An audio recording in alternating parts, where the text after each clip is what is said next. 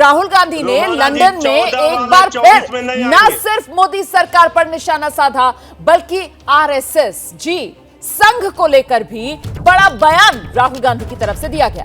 राहुल गांधी ने संघ को एक सीक्रेट सोसाइटी जैसा संगठन बताया। उसकी तुलना मुस्लिम ब्रदरहुड जैसे आतंकवादी संगठन से की। राहुल ने आरोप लगाया कि संघ ने देश की संस्थाओं पर कब्जा जमा रखा है। RSS is you can call it a secret society.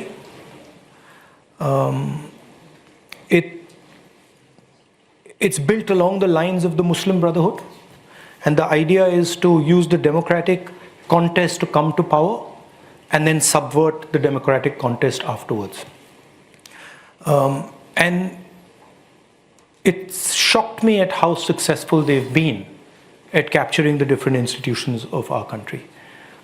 The press, the judiciary, parliament, election commission, all the institutions are under pressure, under threat, and controlled in one way or the other. So the conversation, the voice that was free flowing, the debates, those have all stopped.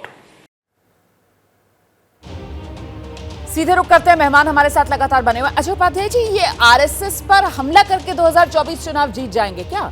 यही है राहुल गांधी का 2024 में जीत का सपना साकार करने का आधार? हमारे भाजपा प्रवक्ता ने जो बात कही है, राहुल गांधी जी ने यही बात कही है। प्रवक्ता साहब, शायद आप सुन नहीं पाए थे। और चाइना वाले मुद्दे पर तो प्रधानमंत्री जी कहते थे कि 2014 से पहले हिंदुस्तान में जन्म लेना पाप समझते थे, वो आप लोग समझते थे। तो ये आरएसएस भी 1925 में बनी थी और मुस्लिम ब्रदरहुड 1928 में बनी थी। मुस्लिम ब्रदरहुड जिस तरह शुरुआत में नैतिक मूल्यों की बात करती थी और सांस्कृतिक जागरण की, हुआ क्या, लास्ट में राजनीति में आई, डेमोक्रेटिक प्रोसेस में आई और पूरे मिस्र पर अपना कब्जा कर लिया। अलग बात है कि आज वो अवैध घोषित की गई है और मिस्र की पूरी राजनीति को उसने एक तरह से डिक्टेट करने का काम किया, डिक्टेटरशिप लाई।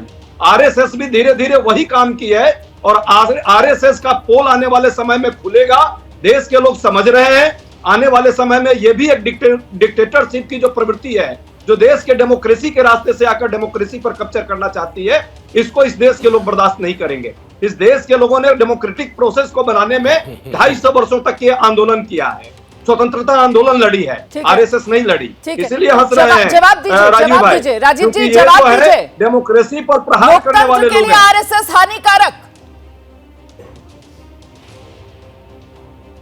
नहीं, मैं रोमाला जी आपको एक बात बताना चाहता हूं कि आप देखिए, राहुल गांधी जी जिस बारे में डिस्कशन कर रहे हैं उसी के ऊपर आपके चैनल पे चर्चा हो रही है और आपने इस विंडो के अंदर मुझे छोड़ करके हर उस राजनीतिक पार्टी के व्यक्ति को बिठा रखा है जो हमारी खिलाफत करते हैं। इससे बड़ी स्वतंत्रता किसी को क्या मिलेगी? ये कहते हैं कि मीडिया दबाव में है, मीडिया बिका हुआ है, मीडिया भ्रष्टाचारी है, मीडिया ने मोदी जी को उठा रखा है। मतलब इस देश की जनता की कोई वैल्यू नहीं है, केवल मीडिया की वैल्यू। और उस मीडिया को गाली निकाल रहे हैं जिस मीडिया के विंडो पर बैठ करके एक बार भी राहुल गांधी जी के ऊपर चर्चा नहीं कर पा रहे। अरे जब अपने शीर्ष नेतृत्व के ऊपर आप चर्चा नहीं कर पा रहे तो आप क्या उम्मीद करते हैं इस देश की जनता उनके बारे में गंभीरता रखती होगी या इनकी इस देश की जनता उनको गंभीरता से लेती होगी? रही बात आपने कहा आरएसएस, देखिए मैं आपको ये बताना चाहता हूं, मुस्लिम ब्रदरहुड की बात कर रहे हैं आप। आपकी प्रक्रियाओं का ही नतीजा था कि इस देश के अंदर इस तरीके से राजनीतिक पार्टियां पनपी और उन्होंने इस देश के दो टुकड़े कर दिए और वो कंप्रोमाइज भी आप ही लोगों ने किया था। और आपको तो ये बातें बोलनी नहीं चाहिए, छुपा करके रखनी चाहिए, क्योंकि जितना बोलेंगे उतना नई पीढ़ी को पता चलेगा कि किस तरीके के कुकर्म आपके हुए थे, जिन वजहों से इस देश के टुकड़े हुए थे। मैं उसमें नहीं जा रहा, वो पुरानी बात हो गई, वो पुरानी बात हो गई। मैं आज उसमें नहीं जा रहा, अरे क्या मजबूरी है मेरी, बताइए।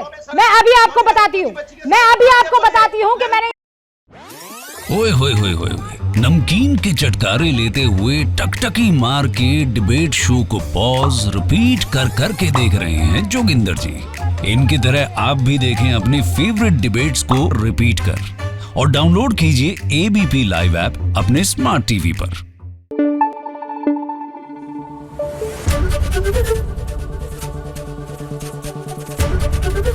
एबीपी न्यूज आपको रखे आगे।